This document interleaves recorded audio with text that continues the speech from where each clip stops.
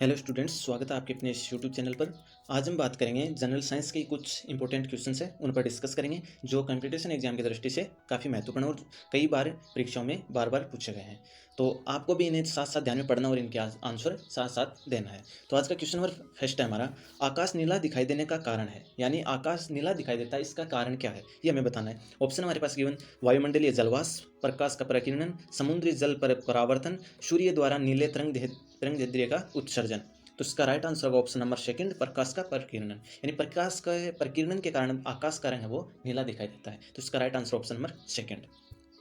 आगे question number second, dynamo किस प्रकार की ऊर्जा को रूपांतरण करने का एक साधन है। ऑप्शन है हमारे पास गिवन, उष्मा ऊर्जा को विद्युत ऊर्जा में, यांत्रिक ऊर्जा को विद्युत ऊर्जा में, चुंबकीय ऊर्जा को विद्युत ऊर्जा में, रासायनिक ऊर्जा को विद्युत ऊर्जा में।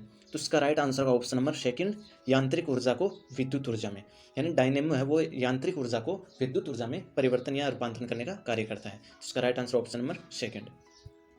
आगे क्वेश्चन नंबर थर्ड, घड़ी में क्वार्टज क्रिस्टल का काम किस पर आधारित है। ऑप्शन है जॉनसन प्रभाव पर, प्रकाश विद्युत प्रभाव पर, एडिशन प्रभाव पर, दाब विद्युत प्रभाव यानी पाइजो प्रभाव पर।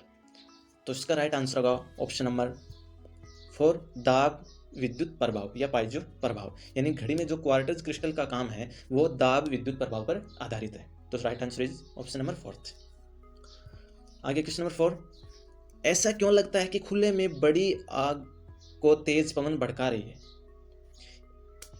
क्वेश्चन में क्या पूछा गया है कि कोई भी खुली जगह में आग लगी हुई है तो ऐसा क्यों लगता है कि तेज पवन यानी तेज हवा ये इसे ज़्यादा फैला रही है। तो ऑप्शन है हमारे पास गिवन, क्योंकि आग पर और उसके इर्द गिर्द पवन का सतत परिसंचरण होता है, क्योंकि पवन के साथ धूल कण आते हैं, क्योंकि आसपास की गर्म वायु ऊपर उठती है और ठंडी वायु प्रवेश करके आग को भड़काने जैसा प्रभाव डालती है।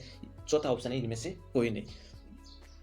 तो इसका right answer option number third, क्योंकि आसपास की जो गर्म वायु है वो ऊपर उठती है और ठंडी वायु प्रवेश करके आग को भड़काने जैसा काम करती है, यानी गर्म वाष्प हवा है वो तो ऊपर उठ जाती है और ठंडी हवा है वो इसे और ज़्यादा भड़काने का काम करती है। तो इसका right answer option number third.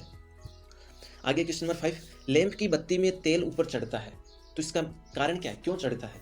Option हमारे पास, तेल बहुत हल्का होता है, बत्ती में से तेल का विसरण होता है, पृष्ठीय तनाव परिघटना के कारण, कोशिकीय क्रिया परिघटना के कारण। तो इसका राइट आंसर होगा ऑप्शन नंबर 4, कोशिकीय क्रिया परिघटना के कारण, यानी लैंप की बत्ती में तेल चढ़ता है वो किस कारण चढ़ता है, कोशिकीय क्रिया परिघटना के कारण ये क्रिया होती है। इसका राइट आंसर ऑप्शन नंबर 4।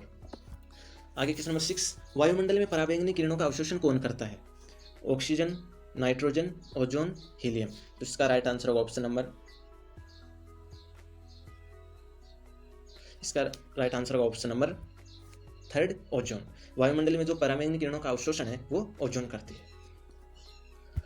आगे क्वेश्चन नंबर 37, निम्नलिखित में से किसमें निम्न तापीय इंजनों का प्रयोग किया जाता है। ऑप्शन है तुषारहीन रेफ्रिजरेटर, अंतः समुद्री नोदन, रॉकेट, अति चालकता में शोध। तो इसका राइट आंसर होगा ऑप्शन नंबर थर्ड, रॉकेट, यानी रॉकेट है उसमें निम्न तापीय इंजनों का प्रयोग किया जाता है।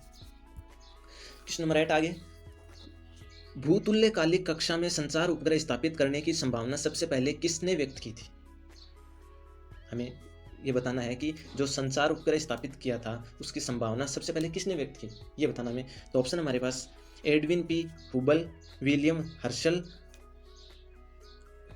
Arthur C Clarke, Pierre Laplace.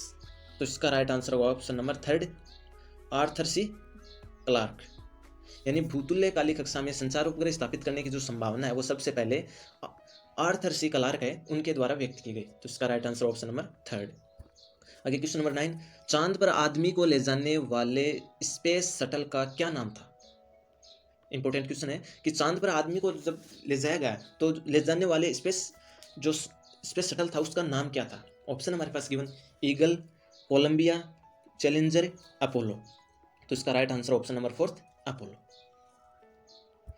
आगे क्वेश्चन नंबर 10, सूर्य द्वारा उत्सर्जित ऊर्जा का कारण है रासायनिक अभिक्रिया, नाभिकीय विखंडन, नाभिकीय संलयन या उपयुक्त सभी। तो इसका right answer option number third, नाभिकीय संलयन। सूर्य द्वारा उत्सर्जित ऊर्जा का जो मुख्य कारण हुआ है नाभिकीय संलयन। आगे क्वेश्चन नंबर 11 बिजली के बल्ब के फिलामेंट के निर्माण के लिए टंगस्टन का प्रयोग किया जाता है, क्यों किया जाता है? ऑप्शन हमारे पास, यह सुचालक है, यह सस्ती है, यह आघातवर्धनीय है, इसका गलनांक बहुत ऊंचा है या उच्च होता है। यानी जो बल्ब के फिलामेंट के निर्माण के लिए टंगस्टन का प्रयोग किया जाता है, ये क्यों किया जाता है? तो इसका राइट आंसर होगा ऑप्शन नंबर 4, इसका गलनांक है वो उच्च होता है, बहुत उच्च होता है। तो इसका राइट आंसर ऑप्शन नंबर 4। आगे क्वेश्चन नंबर 12, दृश्य स्पेक्ट्रम का तरंगदैर्ध्य कितना होता है? ऑप्शन है 1300 एंगस्ट्रॉम से 3000 एंगस्ट्रॉम, 3900 एंगस्ट्रॉम से 7600 एंगस्ट्रॉम, 7800 एंगस्ट्रॉम से 8000 एंगस्ट्रॉम, 8500 एंगस्ट्रॉम से 9800 एंगस्ट्रॉम। तो इसका राइट आंसर होगा ऑप्शन नंबर 2, 3900 एंगस्ट्रॉम से 7600 एंगस्ट्रॉम। तो दृश्य स्पेक्ट्रम में उसका तरंगदैर्ध्य क्या होगा?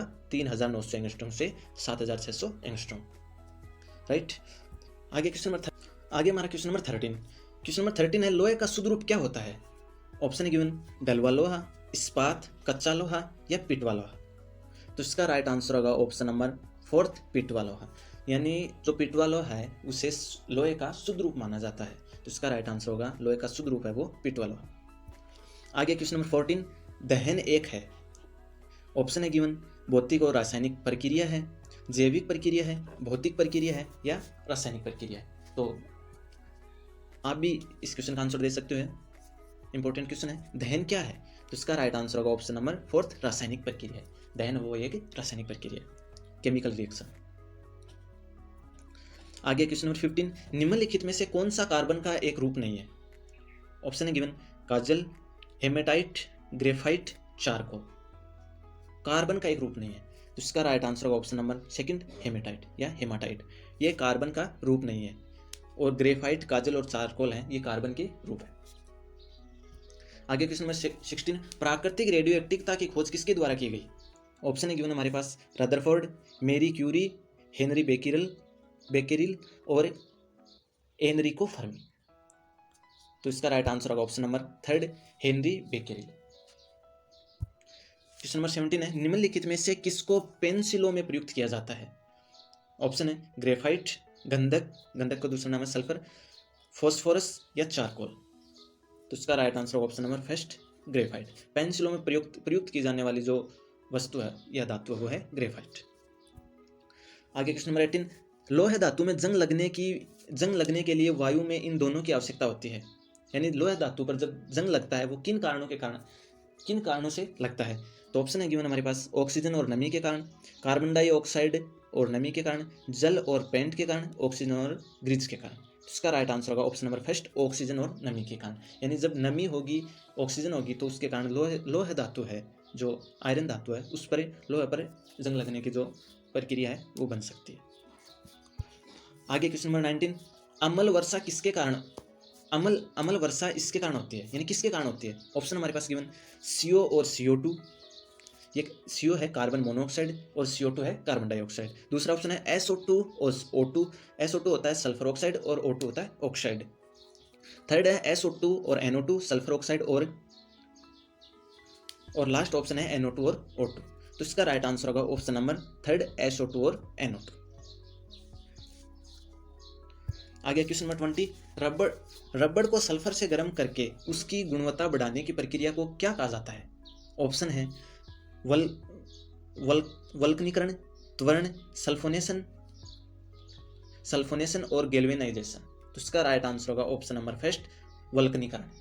रबड़ को सल्फर से गर्म करके उसकी गुणवत्ता बढ़ाने की जो प्रक्रिया है वो वल्कनीकरण कहलाती है। आगे क्वेश्चन नंबर 21, ओजोन छिद्र के लिए कौन सा प्रदूषक जिम्मेदार है? ऑप्शन हमारे पास given, CO2, SO2, CO, CFC। तो इसका राइट आंसर होगा ऑप्शन नंबर 4, CFC। यानी CFC प्रदूषक है, एक प्रकार की गैस है ये। इस क्वेश्चन नंबर 22 है, सौर ऊर्जा का अधिकतम स्थिरीकरण किसके द्वारा किया जाता है? ऑप्शन है हरे पादप, कवक, जीवाणु या प्रोटोजोआ। तो इसका राइट आंसर होगा ऑप्शन नंबर 1, हरे पादप। यानी सौर ऊर्जा उसका अधिकतम स्थिरीकरण है वो हरे पादपों के द्वारा किया जाता है। तो option number 1 is right answer. आगे क्वेश्चन नंबर 23, पशु प्रोटीन को प्रथम श्रेणी का प्रोटीन माना जाता है क्योंकि यह है बाजार में सस्ता होता है, सुपाच्य होता है, अनिवार्य अमीनो एसिड के से भरपूर होता है, खाने में स्वादिष्ट होता है। तो इसका राइट आंसर होगा ऑप्शन नंबर थर्ड, अनिवार्य अमीनो एसिड से भरपूर होता है। इसी कारण पशु प्रोटीन को प्रथम श्रेणी का प्रोटीन माना जाता है। आगे क्वेश्चन नंबर 24, न्यूक्लियस के बाहर डीएनए कहाँ मिलता है? ऑप्शन है गोल्जी इकाई, राइबोसोम, अंतर्द्रव्यी जालिका, माइटोकॉन्ड्रिया। तो इसका राइट आंसर होगा ऑप्शन नंबर 4 माइटोकॉन्ड्रिया। न्यूक्लियस के बाहर डीएनए है वो माइटोकॉन्ड्रिया में पाया जाता है। आगे क्वेश्चन नंबर 25, भ्रूण की अप्रापोषिका किसमें सहायक होती है? ऑप्शन है गिवन उत्सर्जन, पाचन, श्वसन, संरक्षण। तो इसका राइट आंसर होगा ऑप्शन नंबर 1 उत्सर्जन। भ्रूण की अप्रापोषिका है वो उत्सर्जन में सहायक होती है। तो इसका राइट आंसर ऑप्शन नंबर 1 उत्सर्जन। आगे क्वेश्चन नंबर 26 है क्वेश्चन, निम्न में से कौन से जानवर का संबंध मोलस्का से है? ऑप्शन है खरगोश, हेलियोटिस, हाइड्रा, हाइला। तो इसका राइट आंसर होगा ऑप्शन नंबर 2 हेलियोटिस। हेलियोटिस जानवर का संबंध है वो मोलस्का से। आगे क्वेश्चन नंबर 27, दीप्तिकालिता किसे प्रभावित करती है? ऑप्शन है गिवन वनस्पति उगने, फल निकलने, फूल खिलने या ये सभी। तो इसका राइट आंसर होगा ऑप्शन नंबर 4। दीप्तिकालिका है वो वनस्पति उगने, फल निकलने और फूल खिलने, इन सभी से प्रभावित करती है। आगे क्वेश्चन नंबर 28 है, मोलिब्डेनम अपर्याप्तता किसकी सक्रियता को प्रभावित करती है? यानी मोलिब्डेनम की अपर्याप्तता है यानी अधिकता के कारण किसकी सक्रियता को प्रभावित करती है? यानी मोलिब्डेनम की जो अपर्याप्तता है वो किसकी सक्रियता को प्रभावित करती है? क्वेश्चन में पूछा गया। तो ऑप्शन हमारे पास क्लोरेट रिडकेटेज, नाइट्रेट रिडकेटेज या नाइट्रोजिनेस या ये सभी। तो उसका राइट आंसर होगा ऑप्शन नंबर 2 नाइट्रेट रिडकेटेज। मोलिब्डेनम की अपर्याप्तता है वो नाइट्रेट रिडकेटेज सक्रियता को प्रभावित करती है। आगे क्वेश्चन नंबर 29, घटती उत्पादनशीलता के क्रम में पारिस्थितिकी तंत्र में निम्नलिखित में से कौन सा क्रम सही है? सही क्रम बताना हमें। पहला ऑप्शन है सागर, मैंग्रोव, झील, घास मैदान। दूसरा है मैंग्रोव, सागर, घास मैदान, झील। तीसरा है मैंग्रोव, घास मैदान, झील, सागर। और फोर्थ ऑप्शन है सागर, झील, घास मैदान, मैंग्रोव। तो उसका राइट आंसर होगा ऑप्शन नंबर 2 मैंग्रोव, सागर, घास मैदान और झील। घटती उत्पादनशीलता के क्रम में पारिस्थितिकी तंत्र का जो सही क्रम है वो है मैंग्रोव, सागर, घास मैदान और झील। तो right answer is option number 2। आगे क्वेश्चन नंबर 30, जीनोबायोटिक्स जो सूक्ष्मजीवीय आक्रमणों के प्रति आनुवंशिक रूप से प्रतिरोधी हैं वे कहलाते हैं। क्वेश्चन नंबर 30 है। क्वेश्चन नंबर 30 में हमें पूछा गया है कौन सी शिरा फेफड़ों से हृदय में शुद्ध रक्त लाती है? ऑप्शन है वृक्कीय शिरा, फुफ्फुस शिरा, महाशिरा और फोर्थ ऑप्शन है यकृत शिरा। तो इसका राइट आंसर होगा ऑप्शन नंबर 2 फुफ्फुस शिरा। यानी जो फुफ्फुसीय शिरा है वो फेफड़ों से हृदय में शुद्ध रक्त लाने का काम करती है। ये थे हमारे कुछ इंपॉर्टेंट क्वेश्चंस। Thank you.